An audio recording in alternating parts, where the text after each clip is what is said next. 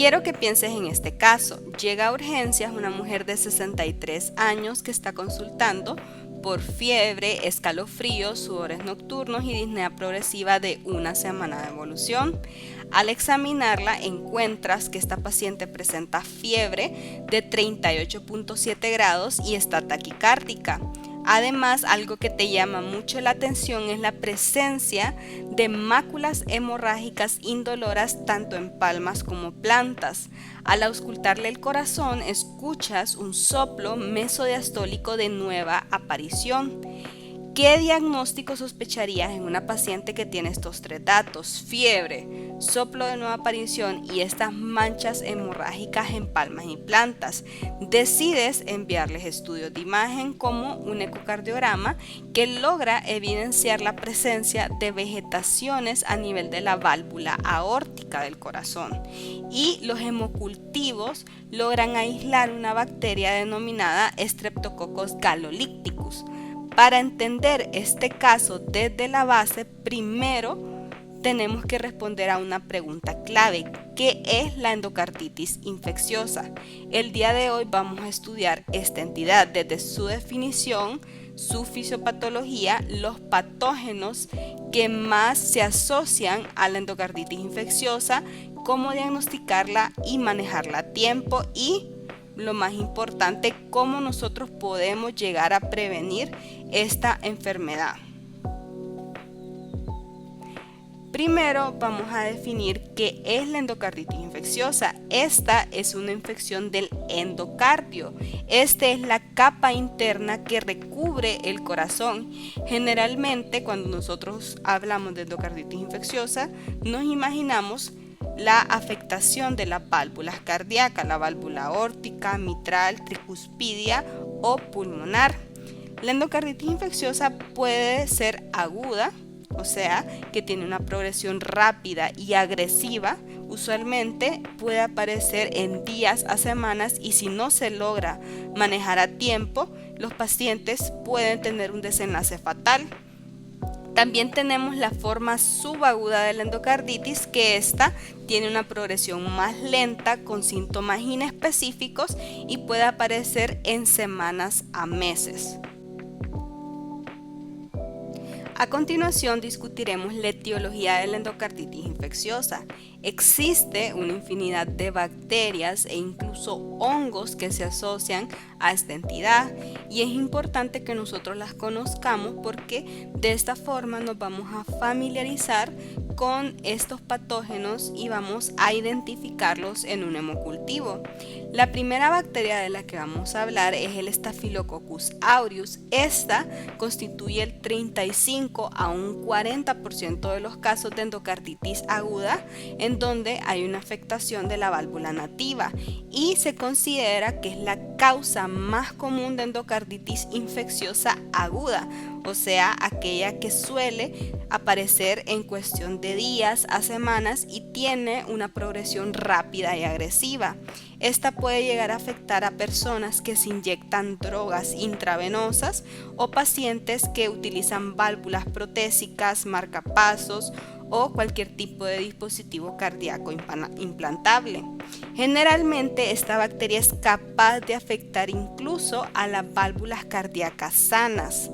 En segundo lugar tenemos los Streptococcus viridans. Estos constituyen el 20% de los casos de endocarditis infecciosa de válvula nativa y son la causa más común de endocarditis infecciosa subaguda, o sea, que tiene una progresión más lenta y suele aparecer en cuestión de semanas a meses. Especialmente esta bacteria va a afectar a válvulas nativas previamente dañadas que pudieron haber sido dañadas por un proceso durante la infancia como una malformación congénita cardíaca, una fiebre reumática, etc. También esta bacteria se asocia bastante a procedimientos dentales, ya sea extracciones dentales o limpiezas. También tenemos las incisiones y cuando se realizan biopsias de las vías respiratorias. También tenemos el Staphylococcus epidermidis. Esta bacteria constituye o entra dentro del grupo de estafilococos coagulasa negativos, y estos constituyen menos del 15% de los casos de endocarditis infecciosa. Algo bien característico de este tipo de bacteria es que suele ser una bacteria comensal de la piel, o sea que usualmente nosotros la vamos a encontrar sobre la piel. Es por eso que se asocia bastante a la bacteriemia asociada a catéteres venosos periféricos infectados, y también es una causa común de endocarditis subaguda en pacientes con válvulas protésicas, marcapasos o dispositivos cardíacos implantables. También otro tipo de bacterias que nosotros también solemos encontrar en los hemocultivos, aunque en menor frecuencia, son los enterococos, especialmente los enterococos fecalis. Estos constituyen el 10% de los casos de endocarditis infecciosa, y usualmente son un tipo de endocarditis en donde se presenta tras infecciones urinarias nosocomiales, o sea, en un ambiente hospitalario. Y también nosotros las solemos encontrar tras procedimientos donde hay manipulación del sistema gastrointestinal o genitourinario. También tenemos el Streptococcus galolyticus.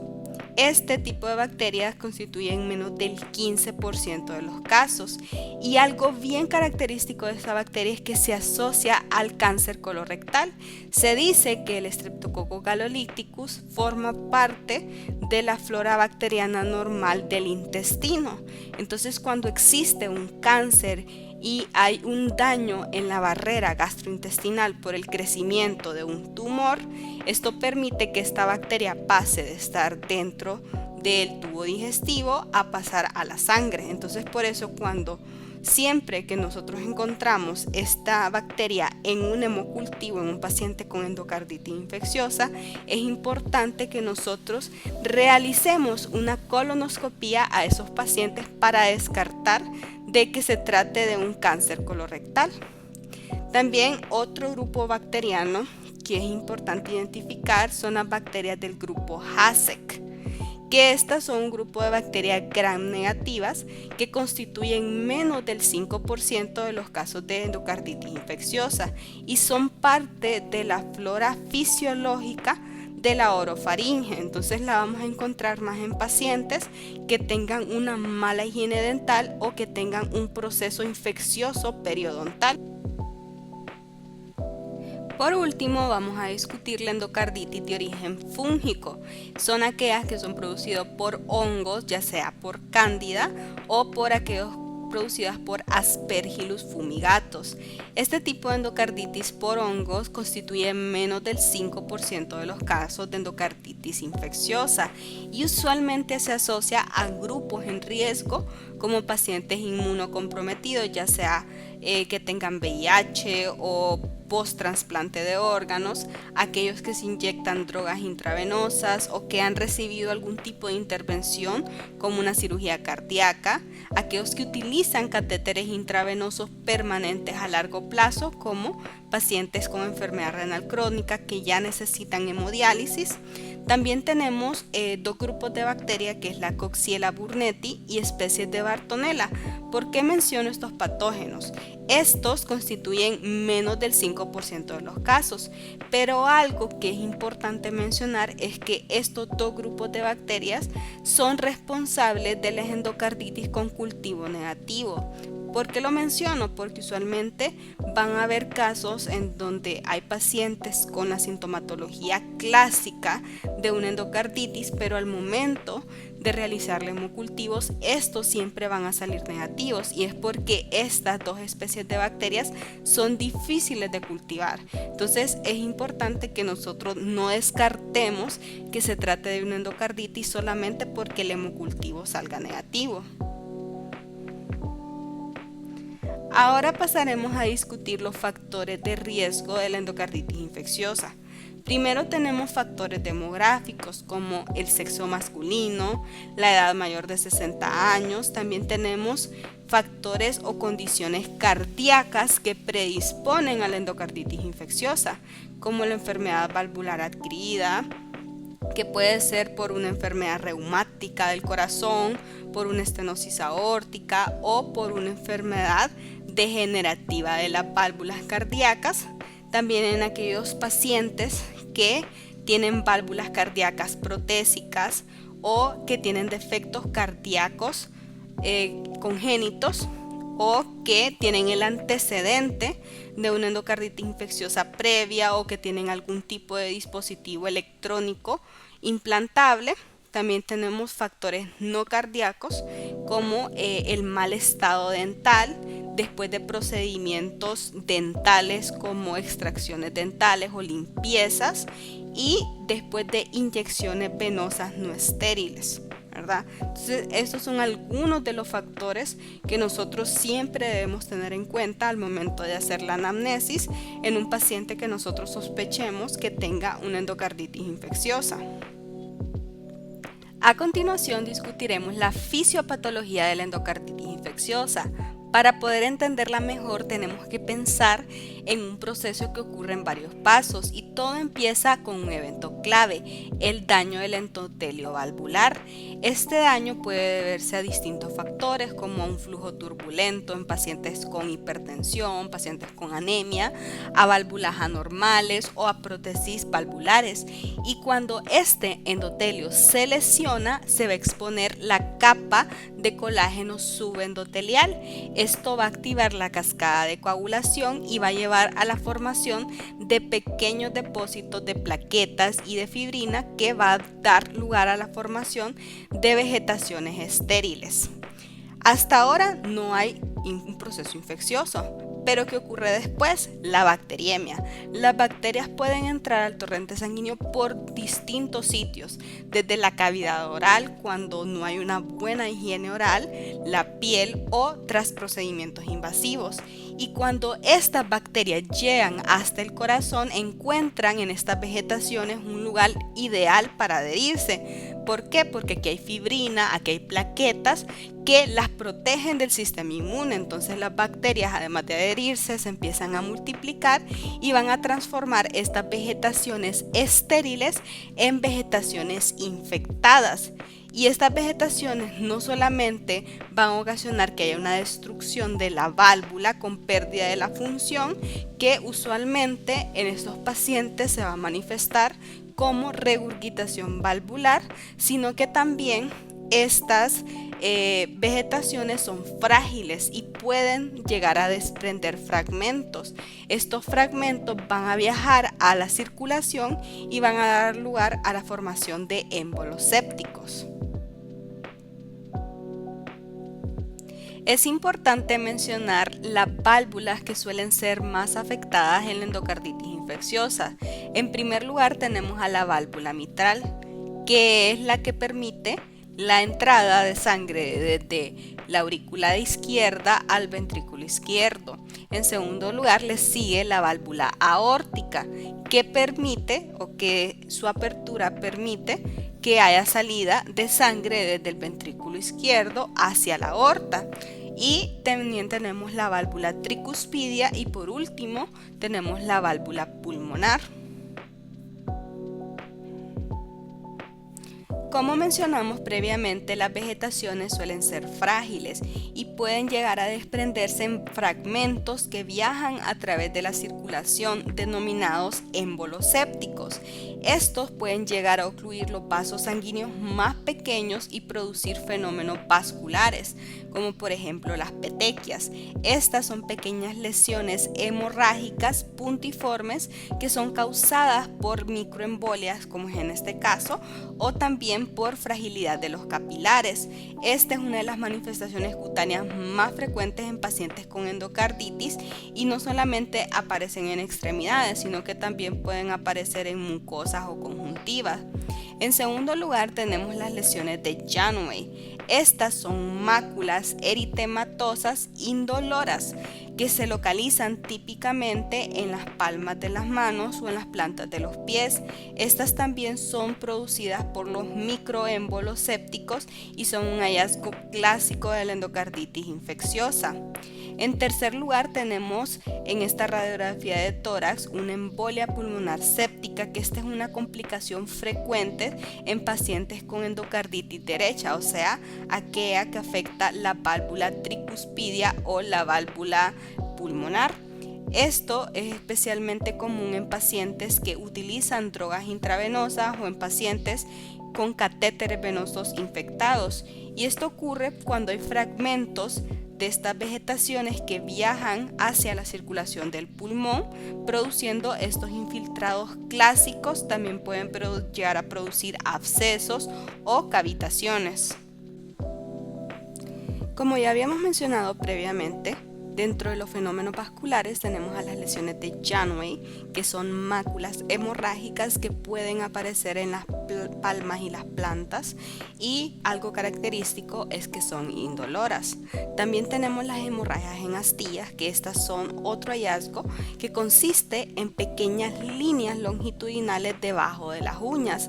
Estas se producen principalmente por el daño capilar y por esos microémbolos sépticos, aunque estas no son exclusivas de la endocarditis, ya que pueden aparecer tras un trauma, por ejemplo. En el contexto clínico adecuado pueden aumentar la sospecha clínica de una endocarditis. Además de los fenómenos vasculares que ya mencionamos, también tenemos los infartos renales y los infartos esplénicos.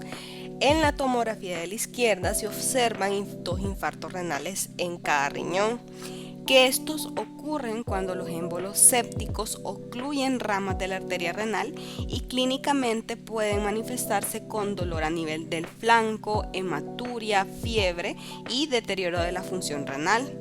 También tenemos en la imagen de la derecha, observamos infartos a nivel del vaso, 2 infartos esplénicos.